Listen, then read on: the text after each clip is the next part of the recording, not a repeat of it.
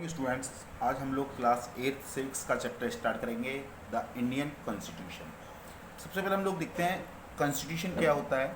ठीक है, तो देखिए हम एक केस स्टडी करते हैं। हम एक इमेजिन करते हैं कि एक हम लोग गेम को इमेजिन करते हैं, लाइक फुटबॉल, लाइक क्रिकेट, कोई भी गेम ले लो आप।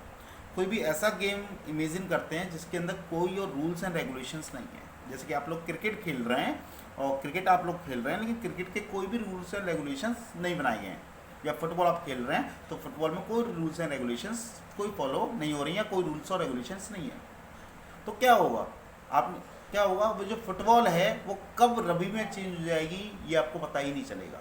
कोई उसको हाथों से उठा के घूम रहा है, कोई सिर से मार रहा है, कोई क्रिकेट में कभी पिच के बाहर से बॉल डाल रहा है, ये सारी चीज़ें होंगी। यानी कहीं ना कहीं वो हमारा जो गेम है जिसको हम लोग खेलना चाह रहे हैं वो अच्छे से नहीं फॉलो हो पाएगा, वो अच्छे से नहीं चल पाएगा। क्लियर है?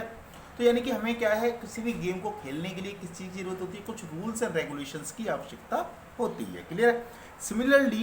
सिमिलरली जैसे हमने गेम्स को खेलने के लिए रूल्स एंड रेगुलेशंस की ज़रूरत होती है, सिमिलरली एक society is like a football team. Society भी क्या है, एक फुटबॉल टीम की तरह ही है। और इसको भी, सोसाइटी को भी क्या चाहिए, कुछ लॉज चाहिए, कुछ रूल्स चाहिए, कुछ रेगुलेशंस चाहिए। क्या करने के लिए? Are required to govern the society. यानी कि हमें अगर किसी सोसाइटी को चलाना है तो हमें कुछ रूल्स और रेगुलेशंस बनाने पड़ेंगे। सेम एज अ वे, अगर हमें कोई गेम खेलना है तो उस गेम को खेलने से पहले हमें उस गेम्स के रूल्स एंड रेगुलेशंस बनाने पड़ते हैं। सेम एज अ वे, हमें सोसाइटी को गवर्न करने के लिए, सोसाइटी को चलाने के लिए हमें कुछ रूल्स एंड रेगुलेशंस बनाने पड़ते हैं। उन्हीं रूल्स और रेगुलेशंस को हम लोग क्या बोलते हैं? लॉज। क्लियर है? तो similarly a society is like a football team, laws are required to govern the society. Clear है? अब इन्हीं लॉज को, यानी कि इन्हीं रूल्स एंड रेगुलेशंस को अगर मैं रिटन कर देता हूं, कहीं पर लिख देता हूं, किसी डॉक्यूमेंट के अंदर लिख देता हूं, क्लियर है, तो a written document in which we can find such rules, यानी कि एक रिटन डॉक्यूमेंट जिसके अंदर ये सारे रूल्स लिखे होते हैं उसे क्या बोला जाता है? कॉन्स्टिट्यूशन। समझ में आया? कॉन्स्टिट्यूशन समझ में आया बेटा? कि जो किसी भी सोसाइटी को गवर्न करने के लिए, किसी भी सोसाइटी को चलाने के लिए हमें किसकी आवश्यकता होती है? हमें कुछ रूल्स एंड रेगुलेशंस की आवश्यकता होती है। और उन्हीं रूल्स और रेगुलेशंस को जिस डॉक्यूमेंट के अंदर हम लोग लिखते हैं उसी डॉक्यूमेंट को हमारे यहाँ पे क्या बोला जाता है? कॉन्स्टिट्यूशन या संविधान बोला जाता है। क्लियर है यहाँ तक बेटा? आगे देखते हैं हम लोग इस चैप्टर के अंदर।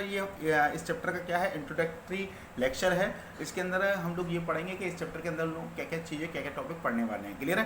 तो what we are going to study in this chapter, यानी कि इस चैप्टर के अंदर हम किन किन टॉपिक्स को पढ़ेंगे वो हम लोग देखते हैं यहाँ पर। सबसे पहले हम लोग पढ़ेंगे नीड ऑफ द कॉन्स्टिट्यूशन, यानी कि हमें कॉन्स्टिट्यूशन की आवश्यकता क्यों है। Needs, what is the needs of the constitution. Clear है? What are the needs of the constitution के अंदर हम 5 पॉइंट्स पढ़ेंगे और 5 पॉइंट्स को हम लोग अलग अलग वीडियोज़ के अंदर पढ़ेंगे। काफ़ी डिटेलिंग में इस पॉइंट्स को हम लोग पढ़ेंगे।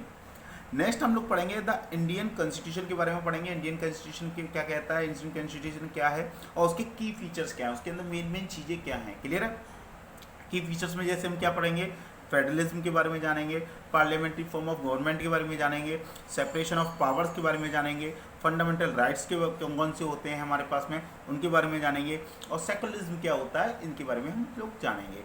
नेक्स्ट वीडियो से हम इस चैप्टर का फर्स्ट जो हमारा पार्ट है नीड ऑफ द कॉन्स्टिट्यूशन, इसी से स्टार्ट करेंगे।